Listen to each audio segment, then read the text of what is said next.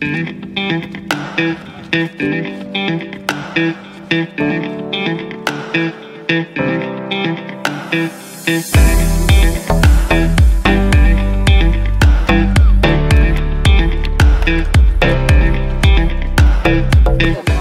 nije bitan iz tog razloga što je ovo, sami ste rekli, revijalna utakmica i ovom utakmicom bitna nam je poruka koju šaljemo, a ne rezultat kojim će biti na kraju utakmice.